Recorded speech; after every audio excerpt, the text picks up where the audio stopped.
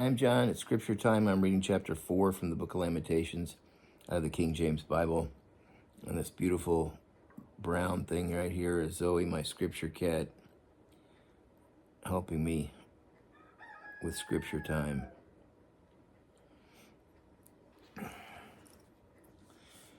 How is the gold become dim? How is the most fine gold changed? The stones of the sanctuary are poured out in the top of every street. The precious sons of Zion, comparable to fine gold, how are they esteemed as earthen pitchers, the work of the hands of the potter? Even the sea monsters draw out the breast; they give suck to their young ones. The daughter of my people has become cruel, like the ostriches in the wilderness. The tongue of the suckling child cleaves to the roof of his mouth for thirst. Thy young children ask bread, and no man breaks it unto them. They that did feed delicately are desolate in the streets. They that were brought up in scarlet embrace dungeons. No, they that were brought up in scarlet embrace dunghills. For the punishment of the iniquity of the daughter of my people is greater than the punishment of the sin of Sodom, that is overthrown as in a moment, and no hands stayed on her. Her Nazarites were purer than snow; they were whiter than milk. They were more ruddy in body than rubies. Their polishing was of sapphire. Their visage was blacker than coal. They are not known in the streets. Their skin cleaves to their bones. It is withered. It is become like a stick. They that be slain with the sword are better than they that be slain with hunger. For these pine away, stricken through for want of fruits of the field. The hands of the pitiful woman have sodden their own children.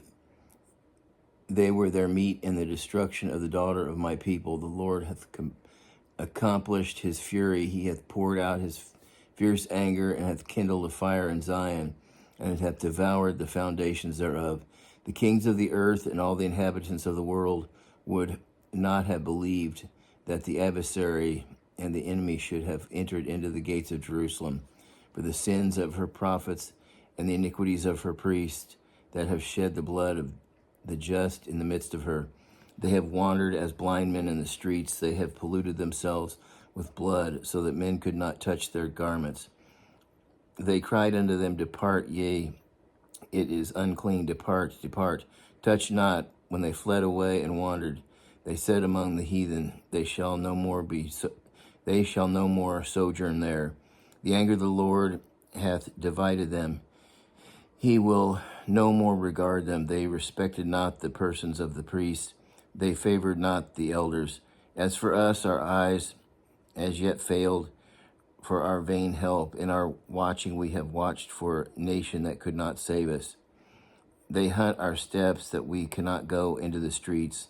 Our end is near. Our days are fulfilled, for our end is come. Our persecutors are swifter than the eagles of the heaven.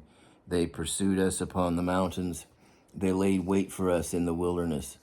The breath of our nostrils, the anointed of the Lord, was taken in their pits, of whom we said, Under his shadow we shall live among the heathen. Rejoice and be glad, O daughter of Edom, that dwells in the land of Uz. The cup also shall pass through unto thee. Thou shalt be drunken, and thou shalt make thyself naked. The punishment of thine iniquity is accomplished, O daughter of Zion. He will no more carry thee away into captivity. He will visit thine iniquity, O daughter of Edom. He will discover thy sins. Well, that's the end of chapter 4, and until next time, God bless.